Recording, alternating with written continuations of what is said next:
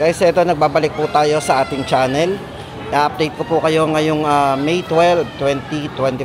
Guys, sa mga bumoto dyan, shoutout sa inyong lahat. Sana'y manalo ang ating mga bata dyan. Tapos guys, ito na.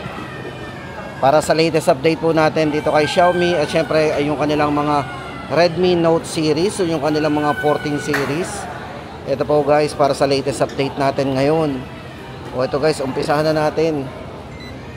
Para po sa ating pinaka-latest update ngayong May 12, 2025. Unahin na po natin ang kanilang pinaka-budget phone. Yan guys, itong kanilang A3. O ito sa mga naghahanap po ng budget lang dito kay Xiaomi. Ito yung kanilang Redmi A3.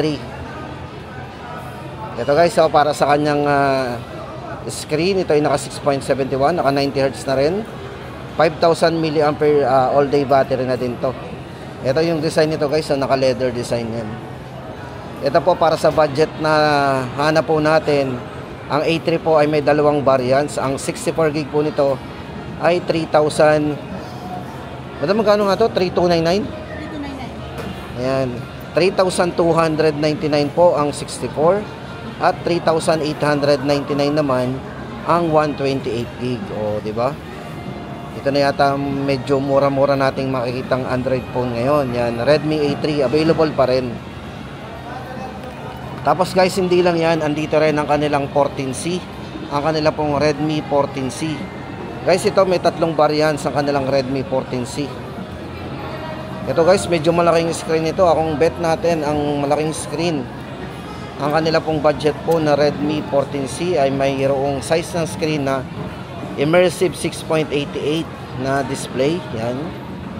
At syempre, napakaganda rin ang style nito. Yan, naka-refined and stylish design. Check po natin ang design nito. At ang mga kulay po niyan, ito po yung mga colors. Pagdating po sa main camera guys, ito ay merong 50 megapixel para sa kanyang AI camera. Ang battery po nito, yan, medyo malaki. 5,160 mAh battery. Yan. At naka-fast charging na din. Naka 18 watts po yan. Fast charging. At syempre, ayan, pagdating po sa processor, check po natin ang processor na ginamit dito. Naka 120Hz na rin po pala yung kanyang ano ha. Ayun, yung kanyang refresh rate. So napaka-smooth na rin ang screen nito. Ano, sir? Ito guys, pagdating sa processor, ang kanilang Redmi 14C ay ginamitan ng Helio G81 Ultra. Ayan, kung nag-game tayo, pwedeng-pwede na to, kayang-kaya na po nito yung mga basic game, yung malimit nating nilalaro. Ayan, ito guys, may tatlong variants ito, para sa tatlong variants nito. Ito, napakamura din po ng mga presyo ng kanilang 14C. Check po natin ang mga presyo nito. Ayan. Guys, ito po yung variants nito. Sa 128 po nito, naka 8GB RAM 128. Ang presyo po nito ay 4,799. O, wala pang 1,000. Tapos ang ating pong 12GB RAM, so mas mataas naman ang RAM nito. Meron siyang 6+6 na RAM. 128 din ay 5,499. At yung kanyang 16GB RAM 256. So meron siyang malaking internal storage sa 256, 6,499 lang. So napakababa pa rin. O yan na guys, sa mga naghahanap po ng budget lang dito kay Redmi 14C po. Tatlong variants. Tapos guys, andito naman ang kanilang Redmi Note 14 Pro 5G. Para po sa ating latest update. Ito po may dalawang variants po to. Ito ay merong isang 12GB RAM 256 at malaking internal storage na 512GB. So ayan, dalawang variants po nito. Ito guys, pag-usapan natin ang mga specification po nito. Para po sa design, check muna natin ang design nito. Ito guys, naka-leather yung design nito ah. Ang ganda ng design nito. Tapos pagdating sa kanyang display, ito po ay naka 1.5K resolution. Tapos naka 120Hz na rin po dyan with iCar display din. Matibay po ang glass nito guys, kasi ito ay ginamitan ng Corning Gorilla Glass Victus 2 ang ginamit dito. Then yung chipset na ginamit dito is naka MediaTek Dimensity 7300 Ultra. Kung charging naman ang pag-uusapan natin, naka 45 watts po yan. Napakabilis na po nitong mag-charge. na mayroong 5,110 mAh battery. At safe po ang ating phone na to pagdating sa durability, kasi ito po ay mayroong IP68 para sa kanyang dust and water resistance. At sa mga mahilig sa camera guys, yan, ito po ay mayroong 200 megapixel po para sa kanyang pro grade AI camera system. So napakataas po ng ng megapixel ng camera niya. Yan, para po sa presyo guys, ang ating Redmi Note 14 Pro 5G, ang dalawang variants po nito, 12256 po, 17,999, at 19,999 naman kung 512 po ang ating gustong bilhin. Tapos guys, ito lipat tayo sa kanilang naman, Redmi Note 14 Pro Plus 5G. Ito naman guys, for Redmi Note 14 Pro Plus 5G, bago tayo pumunta sa presyo guys, ay atin mo nang pag-usapan ang kanyang mga specification. Guys, ito, kung more on camera tayo, yan, ito pong si 14 Pro Plus 5G ay merong 200 megapixel para sa kanyang pro grade AI camera system, IP68 para sa dust and water resistance, at napakabilis po nitong mag-charge guys, 120 watts para sa kanyang hypercharge with 5,110 mAh battery. At pagdating sa processor, ito ay ginamitan ng Snapdragon 7S Generation 3 ang ginamit sa kanya. Siyempre guys, no worry tayo doon sa screen, napakatibay ng screen niya.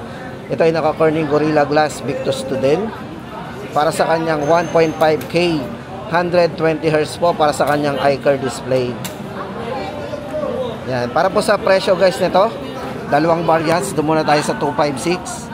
Ang 256 mo nito ay 22,999. Then ang 512 naman ay 24,999.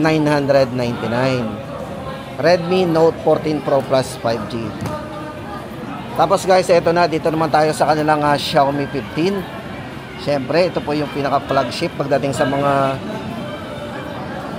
phone ni Xiaomi. Yan, napakaganda po guys, napaka handy. Kung hanap natin ay handy lang, ito napakaliit ng screen ng nito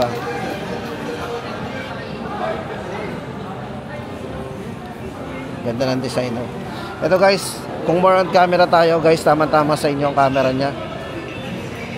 Ito guys, merong ultra wide angle Tapos guys, ito ginamitan to ng Leica Sumilax optical lens. Ayan, napakalinaw po ng ating camera. Tapos guys, kung more video tayo, yan, sa video, napaka-smooth ng video nito. Meron siyang 4K resolution na naka 60 fps. So alam niyo naman, pagka nakaganon tayo, napaka-smooth ng video natin dito. Ayan, syempre pagdating sa processor, napakataas po ng processor na ginamit dito. Kasi guys, ang kanilang Xiaomi 15 ay ginamitan ng Snapdragon 8 Elite mobile platform. So napakataas ng processor na ginamit dito. Ito yung pinaka-latest pagdating sa Snapdragon. At syempre napakatibay po ng glass nito kasi ito ay ginamitan ng Xiaomi Shield Glass. Yan. Para sa kanyang, ito guys, naka-crystal resolution, naka-dynamic 120Hz po para sa kanyang AMOLED display. Ang battery po nito, 5,200 mAh battery. Ayan. Guys, itong variant na hawak natin ay naka 12GB RAM, 512 na po. Para po sa latest price natin dito guys, Xiaomi 15, 49,999. Tapos guys, dito sa kanilang mga walang display dito, so alamin na lang din po natin doon sa kanilang meron po sila dito mga list. Yan. Yung mga hindi po natin nabanggit o yung hindi natin ipakita sa inyo, ito po yung kanilang check po natin ang kanilang Xiaomi 14T Pro para po sa dalawang variants nito. Yan, 39,999 po ang 12GB RAM 512 at ang kanya pong 1TB 41,999. Ito po yung Xiaomi 14T Pro. Then ang kanila pong Xiaomi 14T, ito naman Xiaomi 14T. Ito naman guys, naka 12256, 23,999, naka-sale na, dating 25,999. At ang kanilang 512 po ngayon po ay 25,999, dating 27,999. Tapos ano pa ba yung mga hindi natin na-mention guys? Ito hanapin natin. Ito sa mga naghahanap po ng Redmi, yan, Note 14. Ito po para sa tatlong variants po ng kanilang Redmi Note 14. Yan, 7,999 po ang kanilang 6GB RAM 128. 8,999 po ang kanilang 8GB RAM 128 at ang 256 naman po nito 9,999. At syempre guys, hindi lang yan sa mga naghahanap po ng tablet. Ang kanila pong Redmi Pad Pro, ito po yung update na natin sa kanila. 8128, 13,999, dating 14,999. 8GB RAM 256GB, ngayon po ay 14,999 na lang. Redmi Pad Pro. At ang kanilang Redmi Pad SE, ito na po yung ating update. 4GB 128, 8,499. At ang kanila pong 8GB RAM 256, 10,999 na lang ngayon. Naka-discount tayo ng 2,000. Ayan, hindi lang yan guys, ito pa yung pinaka-budget nila. Ang kanilang Redmi Pad SE 8.7 na 4G. Pwede lagyan ng SIM to 64GB po nito, 7,499 na lang. At ang kanila pong 4GB RAM 128, 8,499. At yan guys ang ating pinaka-latest update dito kay Xiaomi sa kanila pong mga Note, yung Redmi series po, especially dito sa kanilang 14 series.